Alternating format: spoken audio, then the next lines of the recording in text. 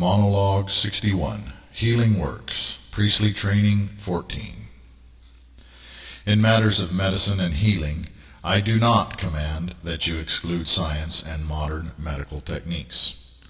The prevention of illness through moderate exercise, a healthy balanced diet, and by ridding yourself of harmful addictions in union with the mental and physical health benefits of the 7 devotions themselves should always be the foremost focus. Moreover, I will give recommendation and approval to some alternative forms of treatment, such as the use of vitamins, proven natural herbal remedies, acupuncture, acupressure, meditation, and even yoga, the 7 devotions themselves being alternative in nature. Yet never should you exclude sound medical advice or avoid the use of modern medicines that are deemed essential to your health and well-being. Indeed, it may surprise you to learn that I do not entirely frown upon the use of psychiatric medicines or psychotherapy, favoring the techniques of Carl Jung.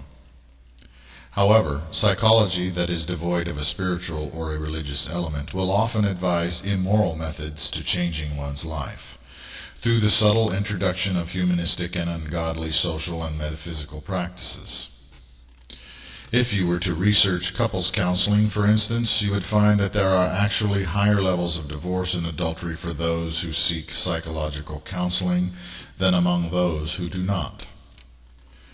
Moreover, the over-medication of children and the increase in childhood behavioral problems in general directly results from a liberal humanistic approach to child-rearing, which is permissive, devoid of moral fiber, and encourages every form of rebellion and lawlessness through a neglectful lack of discipline and structure.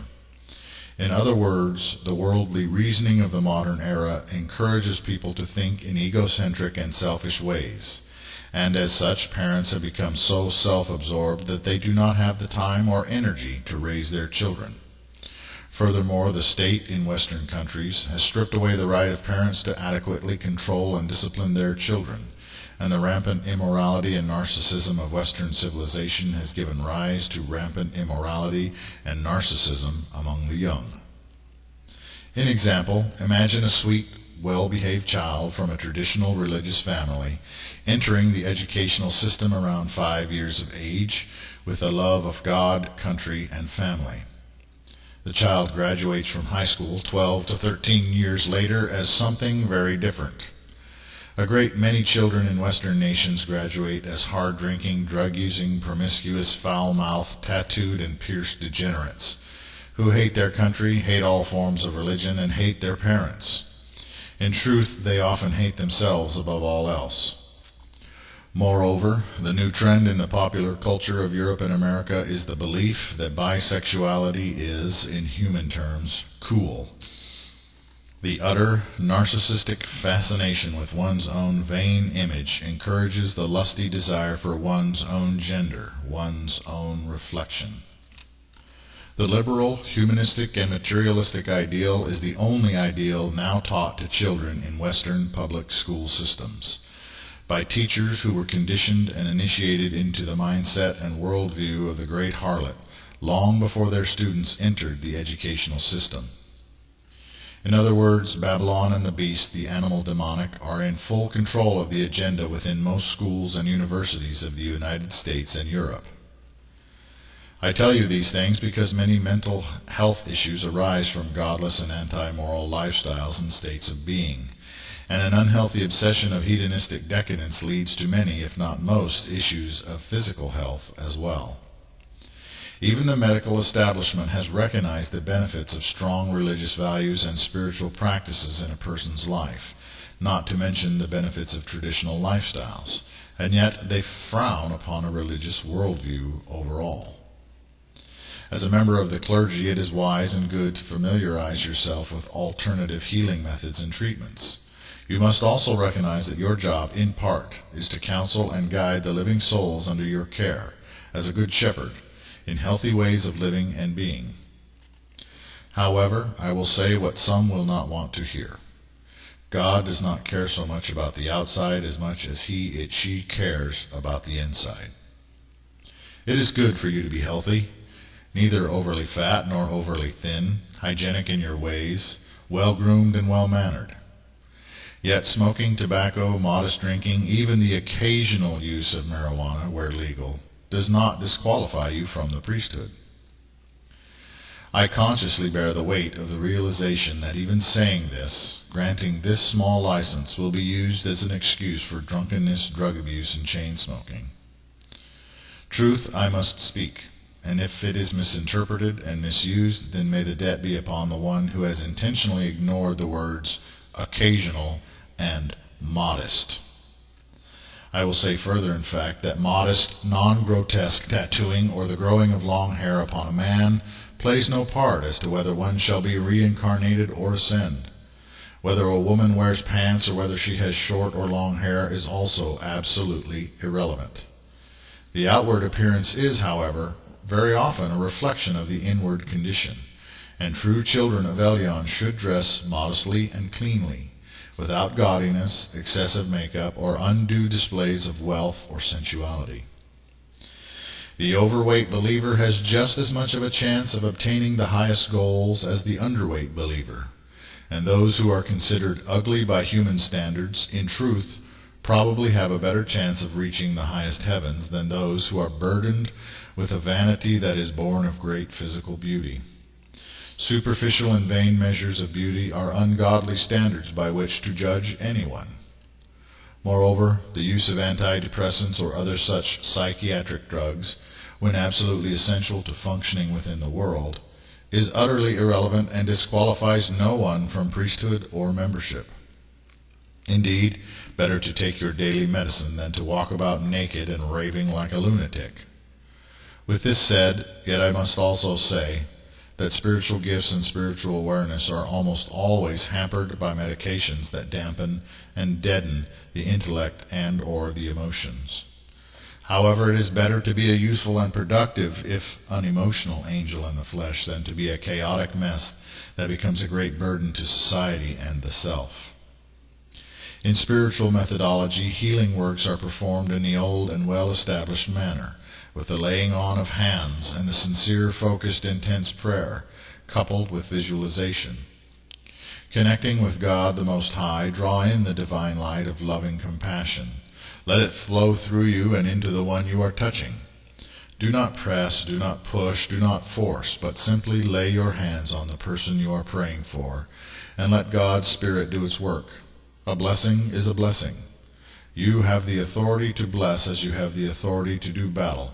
Yet in all things, God's will be done. You cannot fathom the depth and breadth of God's reasoning in most matters, great or small.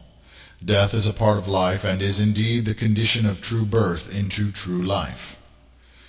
Do you know the evil acts of the distant past that may have seemingly cursed your earthly condition, or the righteous deeds that have led to a seemingly blessed material existence? Do you really comprehend a man or woman's heart, thus knowing who deserves mercy and who deserves wrath? Observe, and you will see a pattern in life known as trade-offs.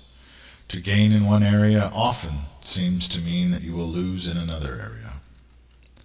Do your best. Lay your hands upon your brother or sister and pray with intensely focused love and compassion for their blessing and their prosperity, the well-being of their lives and the success of their labors. Create prayer scrolls for the afflicted and the downtrodden. Burn them in the fire and scatter them to the winds and rivers, all in love's power. Anoint them with holy oil as you would a priest or a prophet, and pray for their deliverance from demonic oppression and ill circumstances, avoiding the excessive drama and mass hysteria of the evangelicals. And yet, in the end, give it up to God, and know that God will judge rightly, and that those who are passing from the world are the blessed, while those who are left behind are the ones who suffer. I say of death, call upon Emmanuel, and she will guide you to where you should be. I say of the dead, let the corpses of the faithful perish in flames. The ashes mixed with the mortar of temples are scattered upon sanctified earth, symbolizing detachment and ascendance. I say of funerals, remember the good, mourn the absence, acknowledge the pain suffered by those left behind, and rejoice in the living soul's liberation. Moreover, I will state plainly that there may be no confusion in this matter, that one who is terminally ill and suffering in pain or from incapacitation may choose the time and manner of their departure. Nobody should be kept alive unnaturally when the soul spirit has departed or has slipped into deep unconsciousness, as if into hibernation. For to do such a thing is a cruel abomination. Preventative medicine, necessary medicine, treat what is treatable, alleviate suffering, comfort the sick, assist the afflicted. But do not go to extremes of vanity, and let not the fear of death rule over your inner being. If you smoked all your life, blame no one for your cancer. Make not the dying process a grim and ghastly passage. Rather view it as it should be seen, the completion of a race, the victory over the world, and the transformation of the spirit and the soul into a new creation within the Holy One. Graduation day has arrived, and there is no need to fight, for the sons and daughters of God face only immortal life beyond the gates of the limitless living light. With all this said, the fear is innate, the buried doubts magnified beyond all power of reason or platitude to talk away. Love, comfort, familiar surroundings, non-sterile hominess, someone to hold the hand, a smile and a prayer, a name to call upon in the last moments, a name of trust and a time-honored respect. Death is inevitable. Deal with it and accept it, or go mad in the fear of what cannot and should not be altered. Always, for those who suffer needlessly, a ritualized and serene option should be made available that may be requested in free will and without coercion. Where men and or women have died dramatically or suddenly, sanctify the ground and release their souls, spirits with prayer and visualized guidance into the infinite and eternal realms. In knowing these instructions and accepting them, and in experimenting with the laying on of hands and praying over the afflicted, you have completed the 14th degree. Note 1. Evangelicals is a term the Spirit of Truth has often used outside of this work, when referencing evangelical Christians, which are viewed by the Archangel Uriel as a manifestation of the second beast out of the earth, described in Revelation chapter 13. Outwardly the Lamb, Christ, but inwardly mean-spirited and wrathful like the dragon. In other words, evangelical Christianity can be rewritten as agents of evil.